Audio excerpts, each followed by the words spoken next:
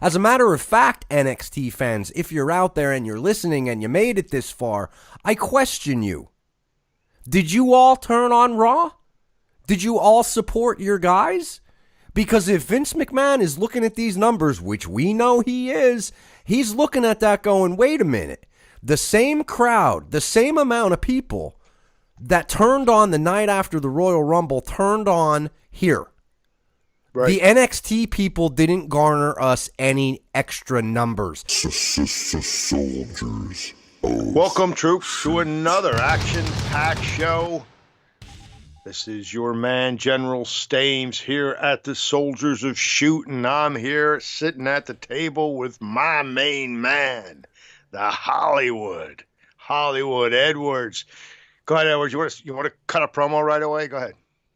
No, I'll try and just keep it to a conversation tonight instead of cutting 80 million promos in one show. Now, we're going to be talking about the WWE. We're going to be talking about NXT. I'm just wondering, did you get all the hate out on the last show? I did get the hate out. As a matter of fact, if anybody heard the show filled of hate from me, I may be in a softer mode tonight, a little softer mood.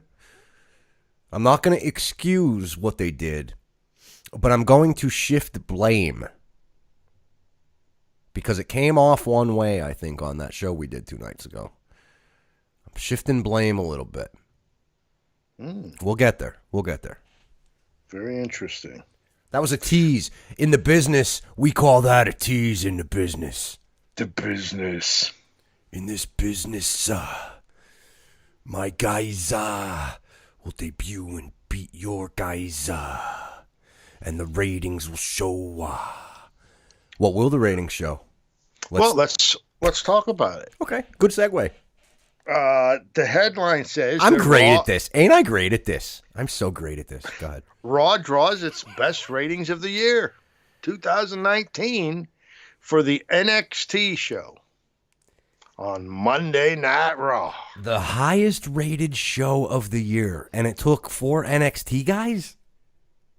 That's what they're saying, yes. Ooh. Let's delve in, shall we? Let's. Because I have some numbers here, and I think that we can show that there's some smoke and mirrors here. Whoa! Okay, so Raw did a 2.77. Now, wait, don't bore the people. Now, Raw did a 2.77 what? 2.77 average over the 3 hours. What does 2.77 mean? 2.77 million viewers. Okay, so the average over this week's Raw from minute 1 to minute 180 had an average of 2.7 million people. 2.77 million, yes. And it so 2.7 million people. Okay, go ahead. The first hour, 3.046. Second hour, 2.84. Third hour, 2.427. They did continue to lose, as they have been. Mm-hmm. They lost 20% of their audience again from hour 1 through hour 3. That has been a pretty... That's steady standard. Yeah. Yes. Okay. Mm-hmm. Now, when you say 2.77, yes, let's not confuse people. What that means is 2,700,000, or I'm sorry, 2,770,000. That's correct. So that last 7 is showing 70,000 people, correct? That is right. And last week's rating was 2.46 or 2,460,000. So if you do the math, Raw gained 310,000 viewers. Let's give them a hand. 310,000 viewers. Now, the articles all over the internet would have us believe that this is due to the decision by Vince McMahon or Triple H, which, by the way, we don't know for sure because there are stories claiming that each of those two people made the decision to bring up the 4 biggest stars from NXT. They did so, and boom, huge ratings. Through the roof ratings. It's out of here. 310,000 more people. It is incredible, isn't it? Levesque crushed the ball, and it hasn't landed yet. I say Levesque because the cool guys say Levesque, not Triple H. Now listen, before we get too excited, can I tell you something? Sure. Last week, Raw had a rating of 2.46 million viewers. Did you know that the week before the Royal Rumble, Raw also had 2.46 million viewers? Whoa. Wait a minute. Isn't that weird? Wait a minute. Let me let that sink in. So you're saying for the go home show for the Rumble, and the go home show for the Elimination Chamber, correct, had 2.4 million each week. 2.462. Wow. Both. So the exact same number for a go home show before a pay-per-view. Yes. Okay. All right. That's weird. Now, of course, this year we say they had this week 2.77, 2,770,000, right? 2 million. Do you know what they had? The show after the Royal Rumble. See, this show that we saw on Monday night was the post-Elimination Chamber show. Right. The number for the post-Royal Rumble show was 2.703. So 2,703,000 people. So if you do the math, dude, whoa, they actually gained 60, 70,000 fans. Now, is this from the NXT push? No, that they wait. gained the 60 or 70,000? Did the NXT guys, the 4 top guys of the third brand, did those 4 top guys of the third brand draw in all of these 60 or 70,000 fans to the show? General Stames, wait, you got to stop here. Now, you are the general, right? You're the brains behind these missions that we do. I am merely a mercenary. I'm a grunt. Let's face it. Hollywood Edwards, I don't even have a title. You're the general. You're telling me, General, as the smartest guy here, right now in this room, that the NXT guys that we're praising online since these numbers came out managed to somehow draw 60 to 70,000 extra viewers. That's correct. Well, I stand corrected from what I said Monday night. Wow. Now, wait, there's more. Kudos to NXT. Wow, they are a draw. I'm wrong. I got to be wrong. They're a draw, yeah. 60,000 people. Mm-hmm. Now, let's go back a little further in history. 1 year ago. Ladies and gentlemen, we are being sarcastic, by the way. But keep listening. Go ahead. 1 year ago, the rating for this week was 3.28 million. Wow. So before you go out and have your big party and celebrate your great rating, you're down 500,000 viewers the same week 1 year ago. So it's not as good as you think. WWE Monday Night Raw. VKM, I would say it ain't that great at all. In fact, bro, you ran some numbers earlier today, and I'm trying to go off memory here. For this year so far, yes, the average viewers to a Monday Night Raw is what? Just over 2.5 million? Yes, 256, I believe it came out to be. 2.5 million. So, in other words, people, the average every week of Raw for 2019 is 2.5 million. In 2018, that average was 2.82 million. And in 2017, that average was 3.1 million. So they are losing about 400,000 people every year. Yeah, 400,000 right in that area. On average. On average. Which happens to be, right now, 10% of their audience. Well, now more than 10% because now they're under the 3 million. And bro, let's not forget this too. They did do a 3 million rating finally in the first hour this week.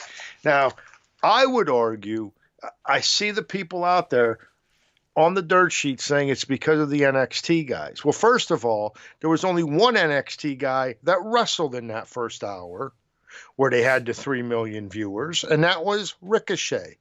But secondly, and I want you to talk to this, Hollywood.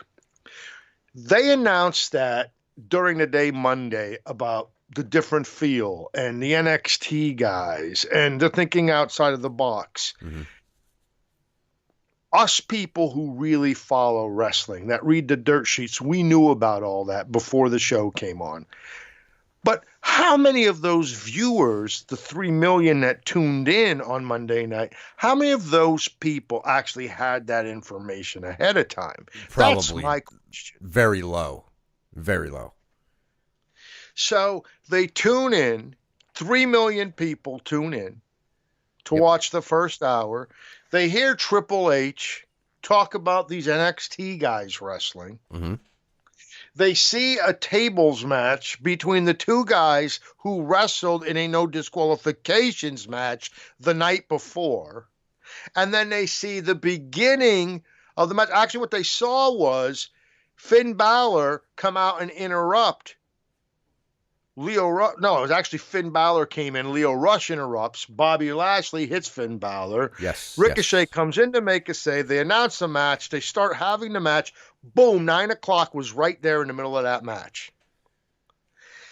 During that time, bro, 600,000 people turned the show off.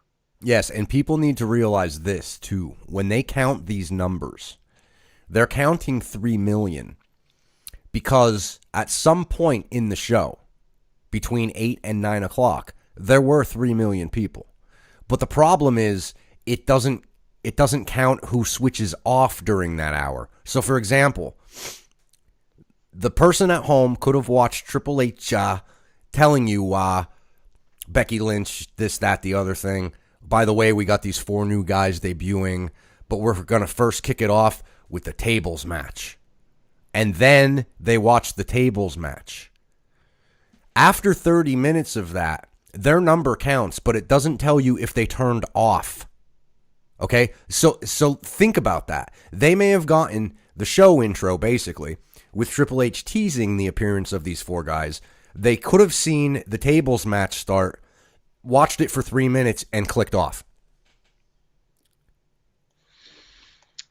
No, and I made a mistake, and I want to clear that up. The 600,000 that they lost was from hour 1 to hour 3, not hour 1 for hour 2, and I misspoke there. Right, okay. Right. But I just want the people to realize, even the people that are saying, and it is, people are trying to put Ricochet over like he's responsible for, what was hour 2? 2.6? 2.8? What are we? No, hour 2 is 2.8. Okay, 2.8. Like somehow Ricochet is responsible for keeping 200,000 people glued to the set. That's not entirely true. Correct, because in the second half of his match, actually when he got the pin, that hour was already at the 2.8. He was a part of that hour, of the second hour. And listen, I love Ricochet. Yeah, we are not crapping on Ricochet. But I don't think it's entirely honest for these dirt sheets to say to be saying that NXT saved the Raw ratings. Here's another question I'm going to ask you, bro. Okay. Is the reason 3 million people turn their TVs on at 8 o'clock Monday night to the USA Network because 4 guys from NXT were wrestling on Monday Night Raw? Or is it possible that the reason that 3 million people turned their TVs on was because they wanted to see the first women's tag team champions? And perhaps they wanted to see what Becky Lynch was going to do next. Well, sure, but more specifically, what you're trying to say is it was the night after a pay-per-view. Correct. Right, because we know that the night after the Royal Rumble, they did the same number. And you know, we can split hairs and say this week it was 2.77 and the night after the Royal Rumble was 2.71, but that's splitting hairs. You know what that is? It's 2.7 for both shows. So NXT did not pop a number. As a matter of fact, NXT fans, if you're out there and you're listening and you made it this far, I question you. Did you all turn on Raw? Did you all support your guys? Because if Vince McMahon is looking at these numbers, which we know he is, he's looking at that going, wait a minute. The same crowd, the same amount of people that turned on the night after the Royal Rumble turned on here. Right. The NXT people didn't garner us any extra numbers. He may have been expecting 3.5 million. He may have been expecting, Triple H to say, I got this. Our fans are going to show up. You're going to have an extra 800,000 people watching the show. It didn't happen. And next week, we're going to keep an eye on this specifically because next week, they should be back down to 2.4. Well, if we follow the numbers from the Royal Rumble, let me take a look at that real quick here. Go ahead, take a look at it. And I want to say, too, we are not rooting against the WWE. We want it to be better. In our opinions, better isn't putting guys from NXT on Raw. Better is doing a better show, writing a better show, performing a better show, with storylines and angles and matches that are interesting. The quick fix isn't pulling 4 guys from NXT, obviously, because the majority of fans watching Raw do not know them. The Lafayette crowd was the prime example. No one is going to kick on for a guy named Ricochet. They already have those people watching. That's hardcore fandom. I'm a hardcore fan. You're a hardcore fan. AC's a hardcore fan. Q's a hardcore fan. Saint's a hardcore fan. But the people watching Raw, they're not hardcore fans. They're watching Raw. So you got to do better than that. So the week after the post-Rumble episode, they did 2.51. So that's what we should expect next week. And I would say we should expect a little bump higher than that because they're on the road to WrestleMania. It is pathetic that they can't get 3 million viewers for these shows when we're here after the Rumble and we're on the road to WrestleMania. You say that, my friend, but here's a question. If the normal result, and I didn't write this down, maybe you have it, but the number after, okay, it was Rumble, then they did 2.7 million. I want to say week 2 after the Rumble was 2.4 million. It was 2.51. 2.51. I was close there. Mm-hmm. I think it's going to be lower next week. It shouldn't be. I think it's going to be, and you know why? Because there's got to be casual fans at home that don't know Ricochet and Aleister Black and these guys. They probably turned on like they usually do because there was a pay-per-view. Let's see what's going on. And they probably saw the house show that they aired on Raw Monday night. They might not come back for next week. What are they going to do? What am I going to see? More NXT guys I don't know? Are they going to bring up 4 more guys I don't know? Am I going to have to watch them beat main roster guys? I'm not doing that to myself. What if this thing goes down to 2.2 million next week? They're in TNA territory, bro. At that point. I'm talking about High Point TNA.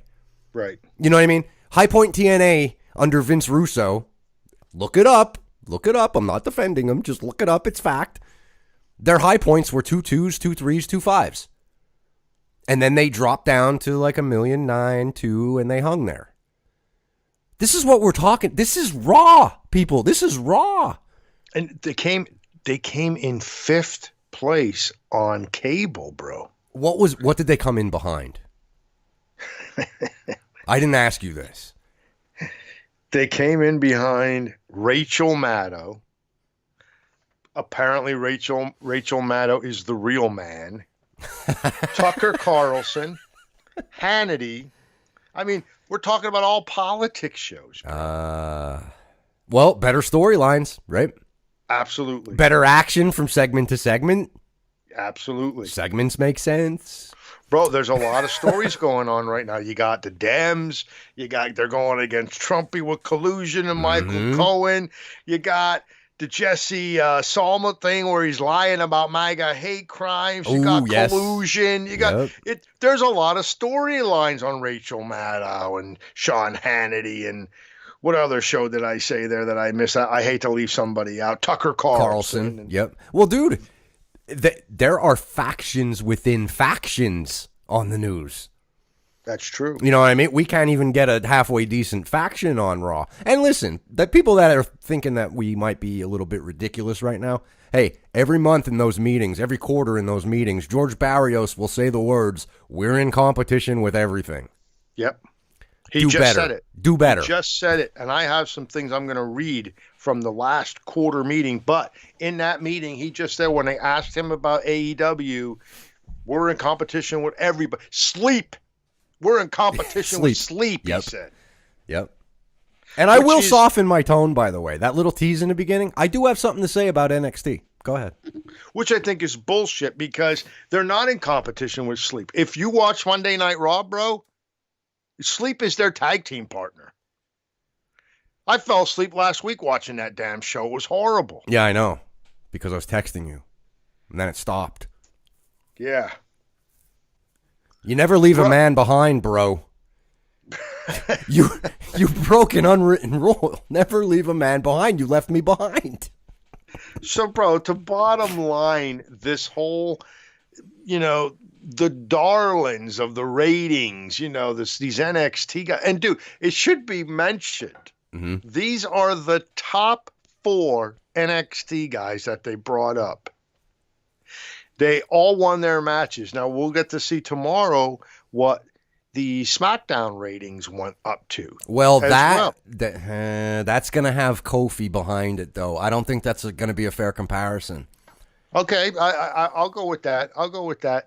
But, bro, when you're watching these guys come in and beat guys like The Bar, now, and outside of The Bar, I think the other Ricochet, who did he beat?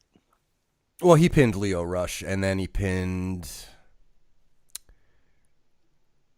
Dude, why can we not even... It was last night, for the love of God. Was it Eric Young? It was Eric Young. Dude, I didn't even know the Insanity was still on the show. There's Eric Young. I'm like, wow. And then Black. He pinned Elias, and who did he pin last night? He pinned that Andrade. His wife's guy, right? I don't know. Are we allowed to say that now? I don't know. Well, I guess because the wedding pictures are out there. Ay, ay, ay. Kayfabe, people. Kayfabe. Come on.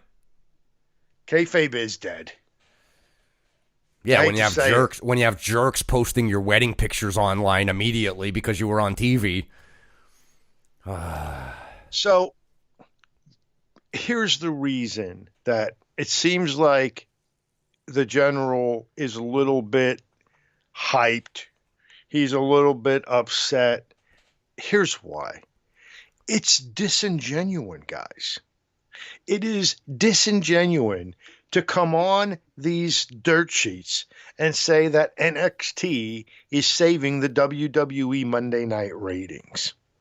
The fact of the matter is that the post-Rumble show had virtually the same number of people watching it as the post-Elimination Chamber show. Yes. Now, if you want NXT to take credit for the extra 60,000, so be it. Yeah, we'll give you that. I'll grant you that. Sure, 60,000. But that's it. And I don't even know if that's entirely true because I think there's some other things that fans could have been tuning in to see. Like Becky Lynch, which never happened. And I could make the case that Vince McMahon and the WWE was very smart to put Ronda Rousey on last to force people to watch that show to the very end to find out that Becky Lynch wasn't going to be a part of it. Yeah, I would argue that it had more to do with Ronda and Ruby in a strange rematch. Is Becky coming out again? What are we going to get tonight? I would make a harder case for that than the NXT guys. But if you want to give the 60,000 people, Go ahead. They pulled in 60,000 extra people. That's fantastic. It's a fart in church. Right? And what did you do to gain those 60,000 people? You buried Bobby Lashley. You buried Elias. You buried Sheamus. You buried Cesaro. Is that what you want to do for 60,000 people? You know what else they did? I'll just pull it out right now because that's a great segue. You know what else they did? In my opinion, they ruined 4 guys that I know, but I don't watch NXT. They ruined 4 guys' debuts. Now, people may be listening and going, well, they won. How would their debuts be ruined? I would like to do this exercise with you, General. No pre-planning. This is why I saved it for the show. 4 people. Okay? Going back to the 80s, Rick Martel with his arrogance perfume. Going to the 90s, some guy named Edge in a trench coat running on rooftops. Okay? Mm-hmm. Going back 5-7 years ago, some guy named Alberto Del Rio, a Mexican rich aristocrat coming in. Mm-hmm. Okay? Video packages introducing your wrestlers. Months. They didn't... Go ahead. Months of vignettes. They didn't think enough of these 4 NXT guys to give them a proper entrance and introduction to a crowd that didn't know them. Here's the exercise I want to do. Off the top of our heads, we are sitting here right now. We have 4 guys. You give me what Ricochet is doing. How we bringing in Ricochet? How hard is this? This is an exercise to show you that it's not too damn hard to get people pumped for a debut. Let's talk about it. What are we doing for Ricochet? How are we bringing him in? Instead of throwing him on Raw in a tag team match, let's build hype for the guy because he deserves it. You're going to have people that are out there saying, wait a minute, he came in on a run-in for Finn Balor. There is nothing that you could have done better than that. Oh, yeah, he had a ton of heat on him for doing that, right? Because the crowd popped like crazy, didn't they? You build him up for 4 weeks. All I want is 4 weeks, 4 video packages. Do you think he would have gotten a response?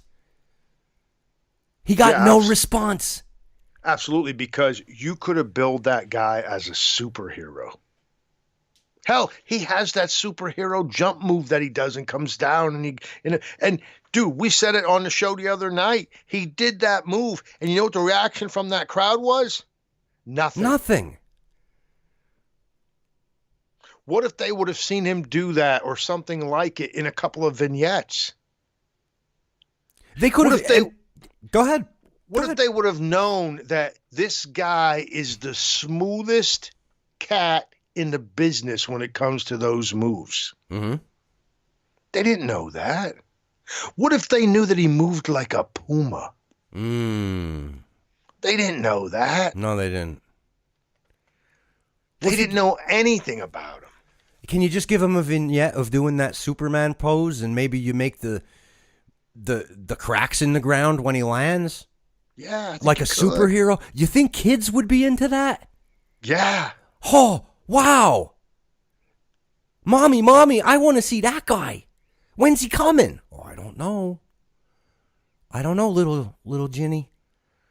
Maybe in 3 weeks we'll see him with a proper debut. So he doesn't fall flat with a crowd that doesn't know him.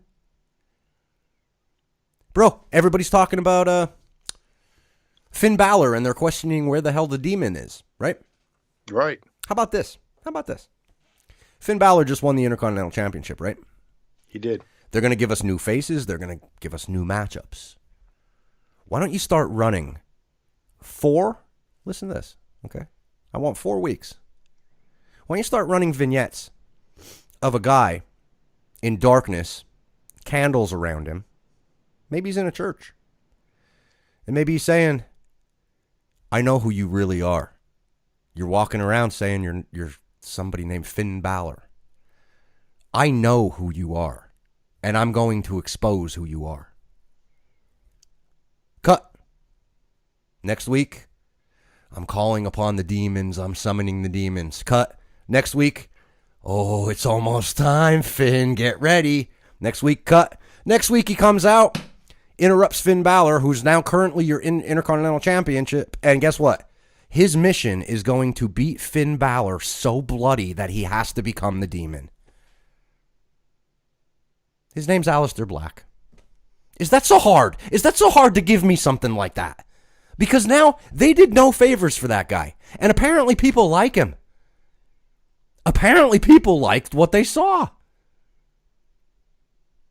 Go ahead, run one for Ciampa and Gargano. And this is really irritating to me. Okay? Because Electric City Saint a few weeks ago and Captain of Swag AC were talking with us, and they explained to us how they had a great, 2-year story, 2-year feud between Ciampa and Gargano. Okay? Yeah. It was great. Now, they used to be a tag team. I know that, the DIY. Okay? Now they kind of got back together. But I heard someone explain it this way.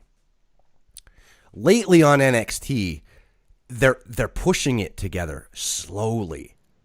Like Ciampa is telling him, like, you're not the guy that was the DIY guy. And they're pushing it together very slowly, and it's just about to explode because they're about to come together.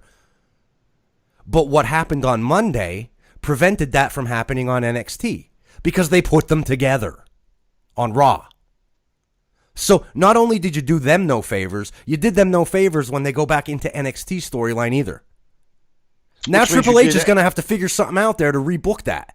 Yeah, so you did NXT no favor. This is what I'm talking about. And if you want them to be a tag team, and look, it's another thing. It's another thing. With this stupid, is it developmental? Is it a third brand? Is Vince McMahon paying attention to it? Or does Triple H just have free reign and then he presents things to Vince?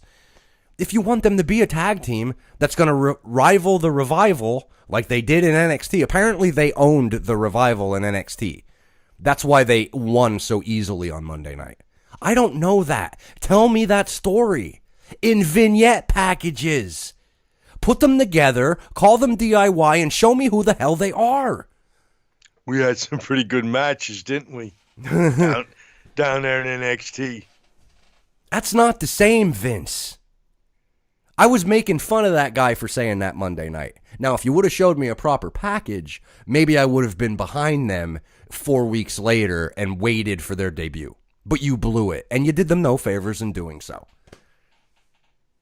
Now, if you want to add anything there, go ahead. But I just wanted to say, because I destroyed these guys on Monday night, I wanted to do them a solid a little bit, because apparently they're very likable. Their characters are very interesting and likable. But the majority of the crowd that watches Raw doesn't know that. So the best way they decided to debut these guys was just to simply debut them and throw them in a ring without a storyline. That does not sit right with me. And now, every time I see, probably not Ricochet, but the other three guys for sure, every time I see them moving forward, I'm going to be like, whatever, I don't care. Because of how they debuted. And that's not on me, that's on WWE. So, would you mind for a couple of minutes here taking a peek with me at the shareholders meeting for the fourth quarter of 2018?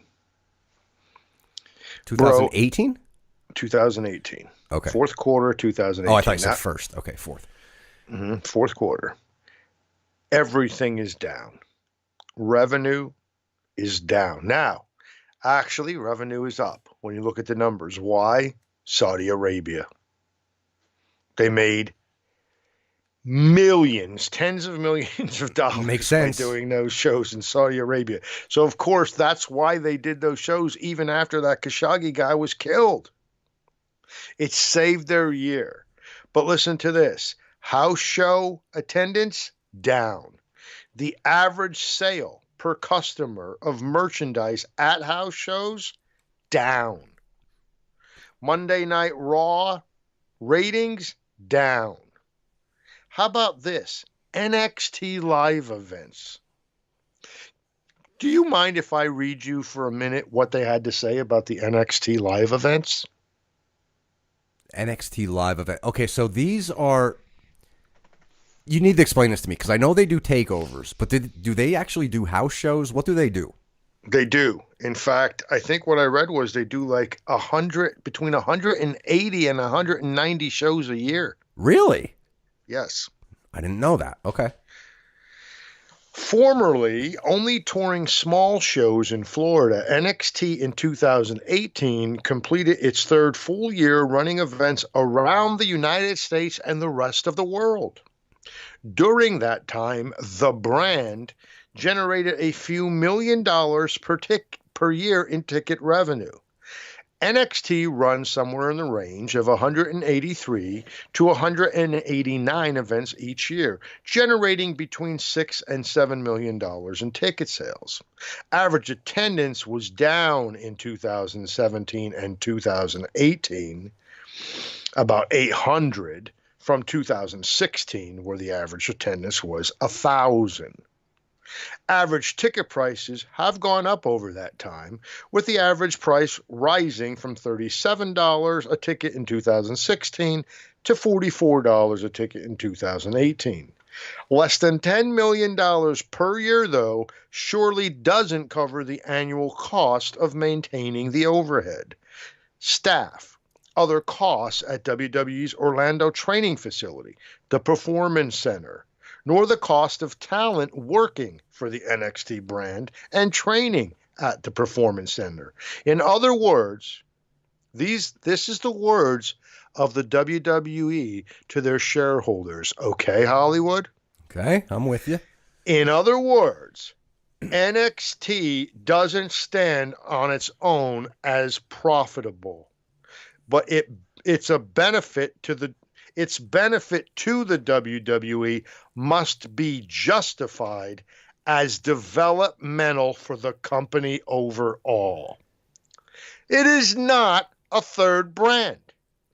They are telling the shareholders we're taking an ass kicking on NXT. We're losing money like crazy on NXT, but it's justifiable because we're developing our talent for the future. So That's it's like what they told their shareholders. So they're basically telling them it's not a lot of money, but it's free money because we're putting our practice guys on a tour. Yeah, but they're still losing money because of the overhead. And they're trying to explain why they're losing money. So if they're losing money on the overhead, do you think that's more the Performance Center? Like everything going on there? Because, dude, that's the other thing. You have when the they're whole traveling though out of country, which they're well, that's imagine true too. The money that's being lost there. That's true too. And dude, not to mention, we don't even ever talk about it, but they have NXT UK now also. Yes, that's correct. Maybe it's too much too soon. And maybe they're dude, they're looking at it, they're looking at it as it's something bigger than it's not, I guess. And here's what they're not telling their stockholders because they can't say it. The reason we have NXT and then we started NXT UK and we're going to start NXT Japan and NXT wherever else we can go is because we're trying to steal all the wrestlers in the world so we can have our monopoly so nobody else could compete against us. Yep. That's what it's all about. It goes back to That's that monopoly. the reality of NXT. Do you know what I think the grand scheme of this is? We're going to break ROH with NXT. I think the grand scheme in his mind, in Triple H's mind, that they will have an NXT set up on every continent. And then after they build them up into separate brands, like this might be a 20-year plan, I don't know, but after they build them up into separate brands, then it's going to act like an alliance. I think they are so full of themselves that they think there's going to have NXT Japan that's going to destroy New Japan and All Japan and Big Japan and whatever pan is out there. They're going to do it on every continent and destroy everything else in its path. And then they're going to set it up like the world champion will actually go to all these different territories, basically. It's going to be a global territory system. That's what I think they are thinking. But lo and behold, when you look at the numbers, it's not You're not there yet, pal. You're not even close. It's the only thing that makes sense, dude. Why are you opening NXT UK? If not for any other reason, to just put your stinky little fingers into the independent scene in the UK. It's not enough that you destroyed Ring of Honor already. You got to destroy the UK scene too. But it's cool. Like tonight, before you came here on the show, you wouldn't even do this show till this time tonight because you had to watch NXT and NXT UK. Yes. And then yes, I begged you to come on and do the show before 205 because you really wanted to watch NXT, NXT UK, and 205 before you did this show. Right. Actually, I binge watched like all of 205 tonight, and it was just so great, and that wasn't enough, so I had to do the UK. Like, dude, seriously, no. Seriously, be serious for a minute. Are they that full of themselves that they think that that's what's going to happen? Of course they are. Of course they are. And tonight, the Wednesday night lineup is the proof of it all. NXT, NXT UK, and 205. These are all things outside of their flagship show, Monday Night Raw, and then the second show, SmackDown Live. Bro, this is all to get the corner on the market. Our pal AC and you talked about this. How many years ago was that when they did that deal where they bought, what was the company that they partnered with? I forgot we even talked. Was that Evolve that time? Dude, that was the beginning of the end. Yeah, and I think at the time, I'm not going to claim that, but I'm pretty sure AC, that's what spawned him off to say the word monopoly to begin with. It was like, what was that, 4 years ago, 5 years? I don't know. He saw it immediately. And I kind of thought, well, they just want like some kind of place to put their trainees, like send them, you know. No, it was about monopoly. It was about owning everything. Yeah. Now, let me ask you this, though. From a business standpoint, you just read the numbers that they're explaining to the shareholders that they're getting their asses kicked because there's too much overhead. Mm-hmm. What do you do? How do you move forward? Like, how long do you give H to fix that, if he can fix it? Well, it's fixed, dude, because remember they got the big deal with FS1, right? Vince did for SmackDown. No, NXT. They're going to be on FS1. Vince is going to be on Fox, right? Oh, right. So Fox Sports NXT is going to be on FS1. At least that's what everybody was saying. Turns out, not true. Yeah. We looked into this today. It's not true. There is no deal with Fox anything and NXT. In fact, the quote we read from Triple H said something like, well, we're really just concentrating on SmackDown right now, but, you know, no, there's no telling what the future could hold. Yes, it was a dodge and then a hope. He did the dodge and hope thing like politicians do. Meanwhile, people out there, dirt sheets, are reporting it like it's fact. Yeah, and it's amazing. If you really look at what Triple H said, he said no. That's what he said. No. By saying, well, we're really focused on SmackDown Live right now, he said no to the question of, is NXT going to Fox Sports 1? What is it, bro? Seriously. What is it? Like, you would think that if you were a fan of professional wrestling, if you were a fan of the business, that you would be hoping for more competition. You would want more companies involved. You wouldn't always be rooting for and lying for the one company that has the monopoly. Mm-hmm. But yet that's what happens with the fans of professional wrestling. And it's not everybody. We know that.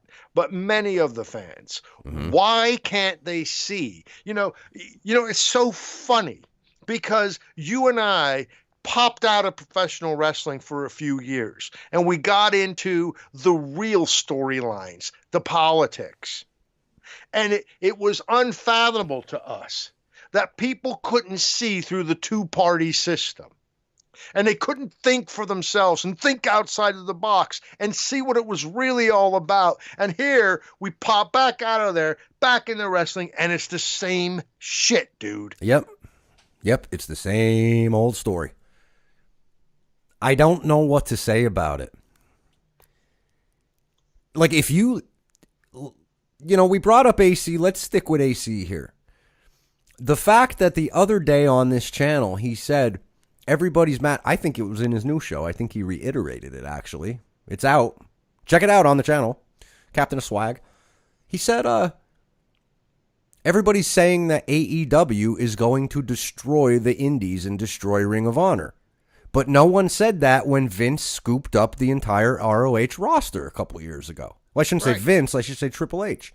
So if you're a wrestling fan, you call yourself a wrestling fan, but you're not really a wrestling fan unless it's WWE. Because ROH existed. You as a fan didn't watch Adam Cole. Now you watch Adam Cole because he's under the WWE umbrella. Why? Why? There's no answer to it. There's no logical answer to it other than that. That's like you're saying, that pack mentality bullshit of you can't see through the two-party system. Well, you can't see through the Vince McMahon system in this case because there's in pro wrestling, there's WWE and everything else. Well, you are pick out of everything else. There's like 5-6 companies. I'll take this. Okay, now it's cool because it's under the WWE group. Bro, we were watching TNA, and there was AJ Styles and Samoa Joe, and there was Eric Young, and there was all these guys, okay? Mm-hmm. Doc was in there, okay? Mm-hmm. And when you went onto the dirt sheets and somebody tried to say something good about TNA, the fans exploded. How bad TNA is. They're terrible. They're the worst. Those guys start coming over to NXT and WWE one by one, and they were the greatest thing in the world. Yep. Can't people see that hypocrisy? Bobby Roode. Bobby Roode. There's another one. Bro, and AC said it on his show. I listened to it today myself. Great show. Make sure you go listen to it. The Captain of Swag hit a home run this week. No doubt about it. But he's a big NXT fan. As we mentioned before, so's the Steamtown Stunner. The Electric City Saint is a huge NXT fan. Mm-hmm. The Captain of Swag, huge NXT fan. But he admitted on his show today, he actually said, I still watch, I still enjoy it because I need something as a wrestling fan, and everything else that WWE does sucks. But, he said, I don't know sometimes why I watch it because 9.5 out of every 10 times that a guy leaves NXT and goes up to the WWE, they're demolished.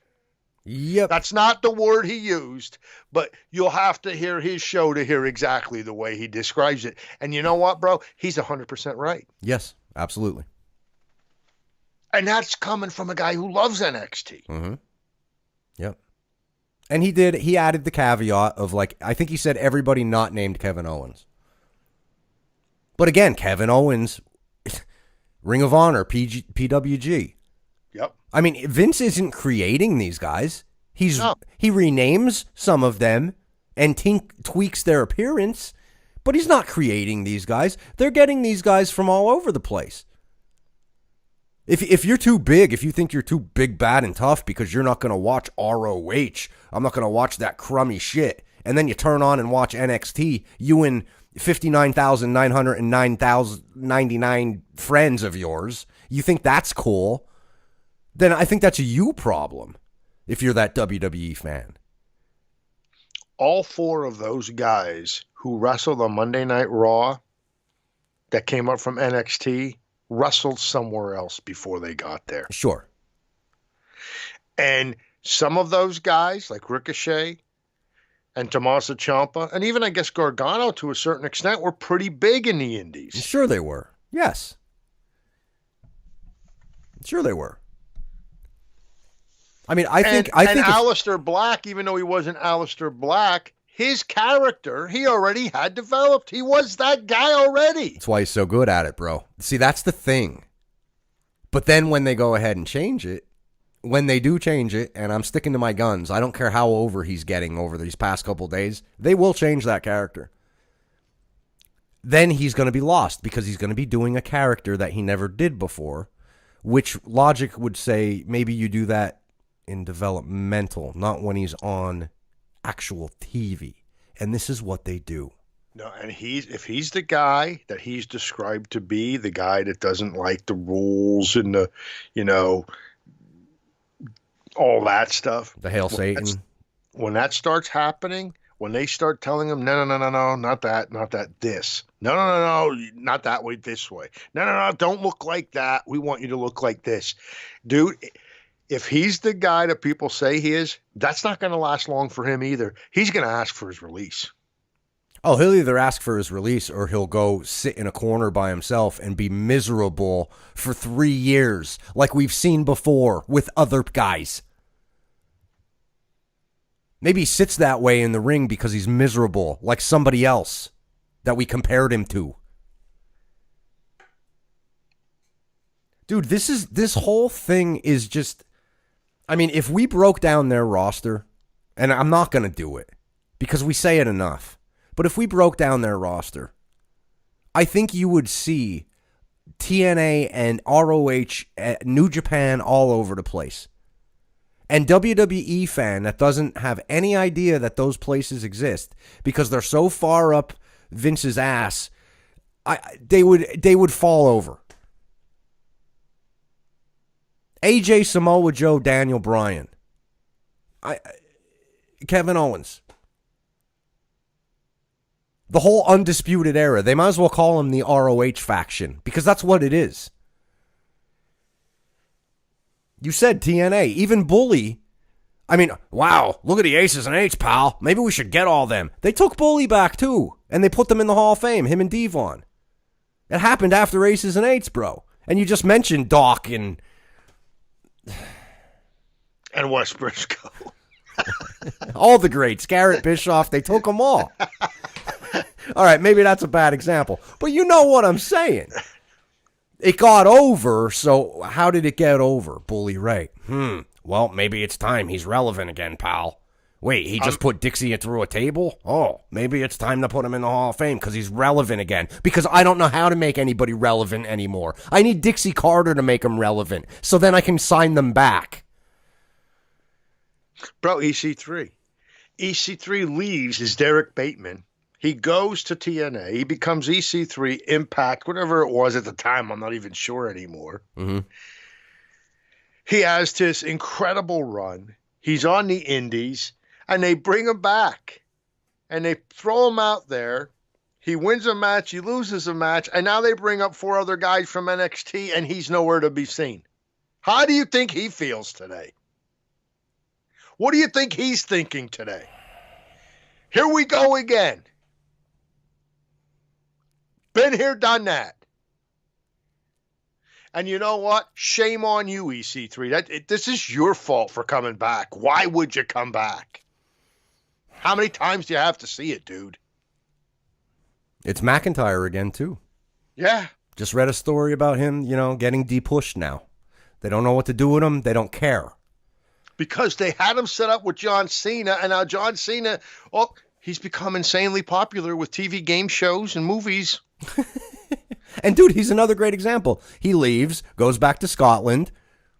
Then, oh my God, he's good on the indies. Wow, this is really Drew McIntyre. Look how great he is. He goes to Impact. Yeah. He becomes a name. Yeah, he hits a home run over there. How is it that Dixie Carter is the no good Mark Seward? Vince McMahon is the genius, but all these guys are developing great characters under the Mark Seward, and then they go back to the genius and they can't do a damn thing. It's amazing. It's amazing. Yeah, think about that when you're calling everybody a money mark and an ATM machine, but you won't call Vince McMahon nothing but a genius. Think about that.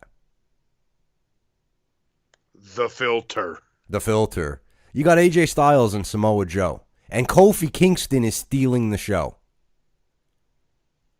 Whose fault is that? AJ and Joe? I don't think so. It's not the boys. It's not. It's none of them. And dude, It's not the gals. It's them. It's him. It's him. But you know what? It's his fantasy land, and everybody buys into it like it's all sunshine and rainbows. Okay. Pat Patterson used to say about Vince McMahon, some days he likes vanilla, some day he likes chocolate. But you know what? It's his damn ice cream shop. Yep. He can like whatever flavor he wants. That's what it comes down to. Yep. So, dude, listen, 2.77 million. Let's just round that up to 3 for funsies. Oh, please. Okay. 3. 3, 6, 9, 12. That's 4 weeks. That's a month. They used to get that in a night on Monday nights 20 years ago. It's true. Let's put things into perspective. So if you're out there throwing a party, keep that into perspective. Well, times have changed. No, I don't want to hear it. No, I don't want to hear it either. America's Got Talent drew 10 million the other night. I don't want to hear it.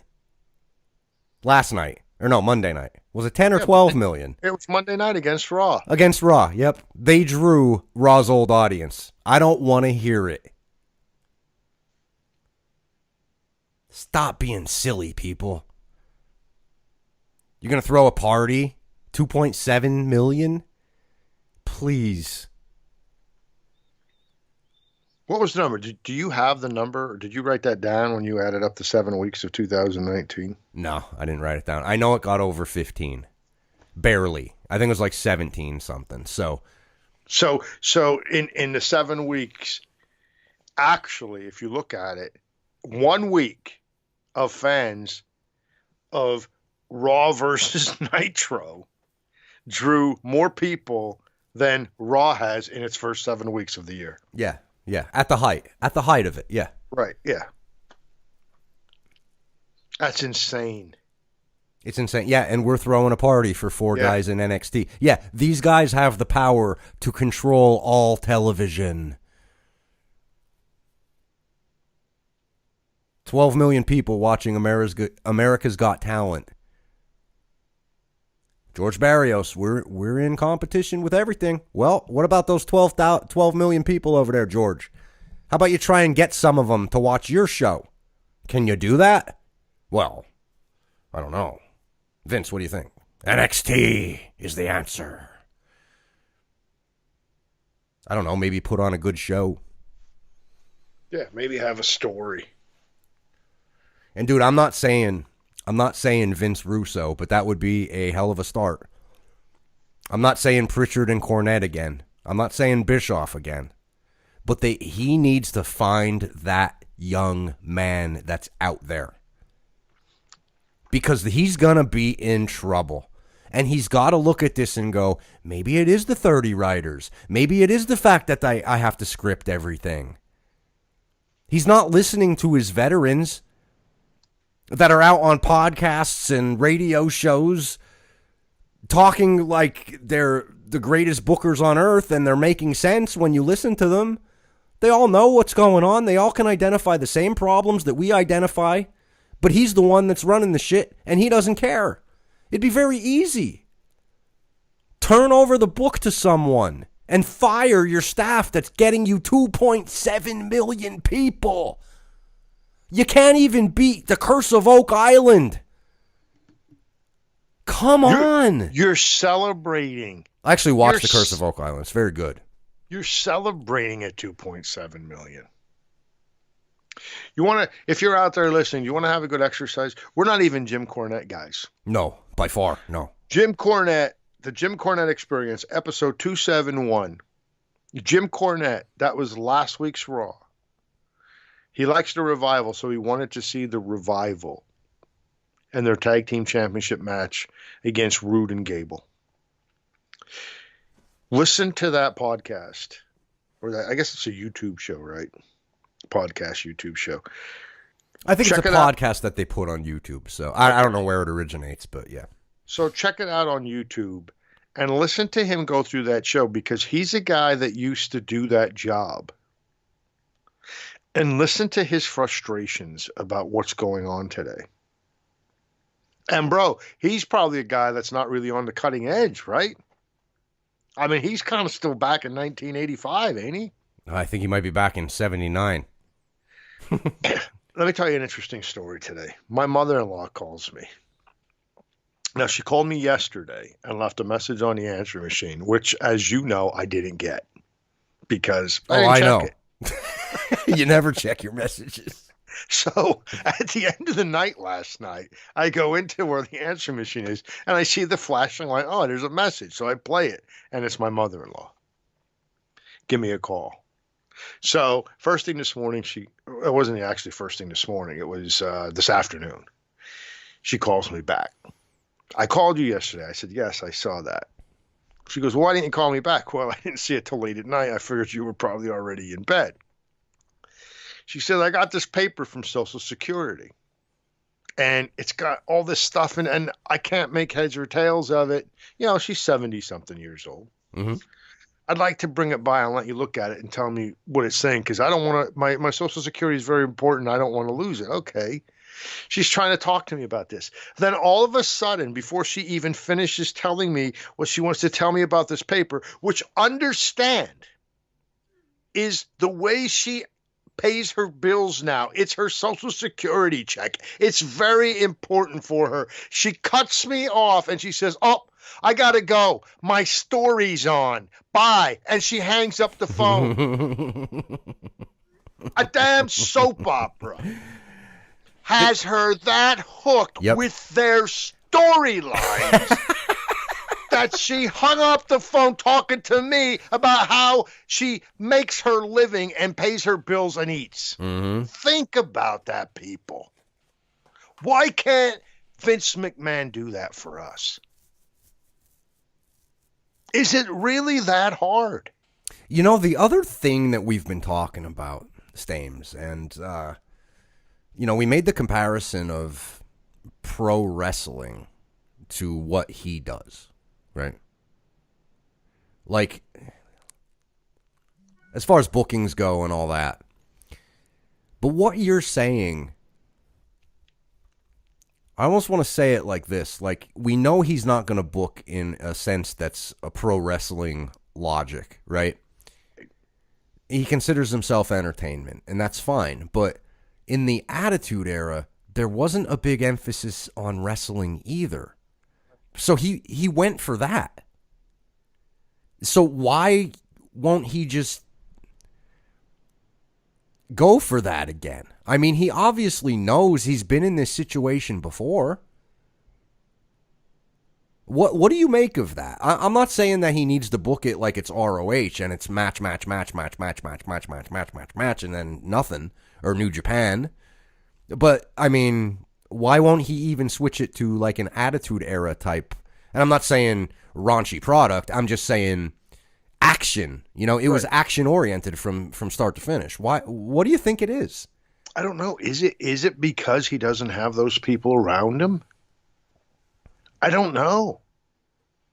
Because even when you think of the fact that we had that conversation where maybe he's not a genius, maybe he is called a genius because in years past he had geniuses around him that made him look like a genius. Right. Well, the fact still remains he had those geniuses around him, and some of them for a very long period of time. You would have thought that he would have had to learn something from those guys, right? You would think, yeah. And he should still know that stuff. He's been doing this business for 50 years. He's been in and around this business for 50 to 60 years. He was running around the Hamburg Fieldhouse with his old man probably when he was 13 years old, collecting ticket money. Yeah. Yeah. He ought to know something about this business. And, bro, the shit that they're doing with scripting these freaking promos, I mean, a blind person could see that that's not working. Right. Yeah. Yeah, bro. I mean, He should have an eye for it. Ay, ay, ay. You know what the amazing thing is too? I just recently for funsies, I turned on a couple matches on the network, old matches. Like I used to do this when I had the network years ago, and then I started doing it again. And I turned on Brett and Austin, and it was the classic match where they both kind of double turned, and it was organic because of the crowd, And he had the blood streaming down, and he was in the sharpshooter, and he passed out. If that was today, Vince would have cut his balls off him right then and there and had him tap. Yeah. And I was watching it, and when he passes out, like he's such a great seller, bro. He's got the blood mask, and he's slowly lifting his head up off the mat, and Ken Shamrock's going, Steve, you got to throw it, and then he just finally rests his head, and Shamrock calls it off and rings the bell. What is wrong with Vince McMahon? Because it seems like there are people, like you can feel it, even with Kofi, for example. Becky. They're getting over. Rusev, we talked about. Hell, you can even go back to Zack Ryder years ago. He taught them what social media was. Let's be real. Yep. Mm-hmm. They're getting to that level. They're in the sharpshooter. They have the blood dripping down their face, and Vince makes them tap instead of passing out like Steve, and that made him, bro. That made that character. Because when he came out for that match, it was still kind of a mixed crowd. Like he was getting over, but it wasn't as loud as, the Austin that you think of on Raw with the beer, Right. Yeah. It was right at the beginning of it. And I couldn't stop thinking, if that was today, he would have cut his balls off right then and there by having him tap. Sure, he did it to Becky. So the question is why? And here's the thing. The reason it doesn't make sense is because you're in that business. If you get people over like that, especially when they get over organically like that, like we talked about Daniel Bryan years ago. Yeah. And dude, they tried their best not to let that happen. And the more they pushed Daniel Bryan down, the louder the fans got. Until it got to the point where they had to let him go. They were forced to let him go. Yeah. There were yes chants in soccer arenas. Yes. Baseball games. At the time. Yeah, Baseball I remember. Games, yeah. Everywhere. It was unbelievable. Mm-hmm. So Vince is in this position where you would think he would love for people to do this and get over, but he doesn't allow it. We talked about Becky. You make her tap, and then you make her apologize. You're trying to promote her as the new Stone Cold Steve Austin, but then you make her tap and you make her apologize. That's not going to get her over as the new Steve Austin. So it goes back to what we talk about all the time. And you said it best last week when he said those words to Becky, "You're not the man, I'm the man. You think you're bigger than WWE." That was a shoot. And that's how Vince McMahon feels. I don't understand it, though. And it's going to be to his demise. Because if he keeps it up, there's going to be other companies, not just AEW, that come out of the woodwork. Because I'm telling you right now, dude, think about this. If AEW comes out and succeeds, we're talking about business people who have been very successful in everything they've touched. If they start to succeed, what's going to stop another guy out there who says, wait a minute. Mm-hmm. I didn't think you could compete in this business. There was only one company. It was the WWE. You mean there's money to be made in this business? I'm going to start a wrestling business. Mm-hmm. You better be careful. That's a great point. I mean, what if, the cons are in the sports business. What if somebody sees that they have some early success and they go, wait a minute. Jerry Jones, for example. Yeah. If any of his kids are a wrestling fan by chance, hey, Dad, you want to try it? Yeah, why not? Yeah, Vince is over here in the football business. Why don't we go over in the wrestling business? Yeah. Seems like Tony's having a blast. You know what? That's what we'll do. We'll do Dallas wrestling. We could have all the shows in Jerry World. Think we could sell it out? Who's out there? I don't know. Go get a wrestling guy. I need to talk to a wrestling guy. I mean, dude, I can't get it in my head. Like, when you look at that roster back in the day, it wasn't just Austin that was over. He spawned Vince Russo, by allowing them to do what they do, spawned Austin and The Rock simultaneously. Think about that. And keep in mind, the guys over them were Shawn and Brett. Taker. Think about that. And the tag team division was the Dudleys and the Hardys and Edge and Chris. They weren't single stars. They were tag. That was the tag division. And they were all over just as much as DX was over. Like, everybody was over. And they were losing the ratings war. It's amazing. Think about that. It's amazing. All the guys you just talked about, and they were losing. Mick Foley. Yeah, Mick Foley. Yeah. And they were losing the ratings war. It's unbelievable. Do you really think that those guys were that special? And they are very special guys, I get it, but are you telling me that can't be replicated? Because I don't believe that for a minute. Stars can be made every day, but you know what you have to do? You have to let them grow into stars. Mm-hmm. You have 5 hours every week on TV to do that. That's something no one has ever had before. And you can't do it with that. It's unbelievable. It is unbelievable. It's unbelievable. I just don't know. And, just to boot, there was an undercard there, too, that was good. And, of course, typical Russo, he had everything factioned. So sure. It was the goofy Kaientai guys. It was the DOA biker gang. It was Los Boricuas, who was the Puerto Rican, Mexican, whatever. It was the Nation of Domination. And they all weren't as over as the rest of the card, but it was entertaining. Sure. All those feuds with all the factions and stuff. Like, how did that guy, and we always say Vince Russo, Ed Ferrara was his partner, so we got to give him props too.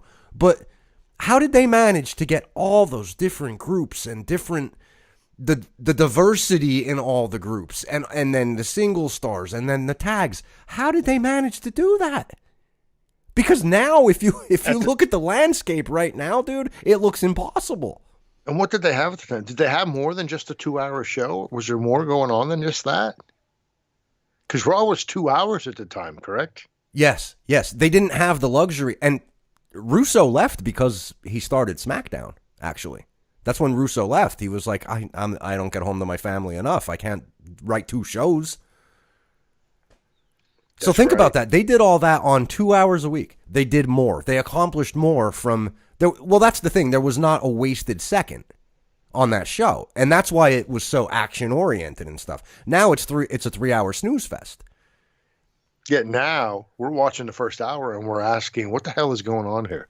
What are they doing? Dude, there's no doubt in my mind that somebody could walk in there and have a plan for the Ascension and Titus O'Neil and all that undercard that they have that's just sitting there and can't get on TV.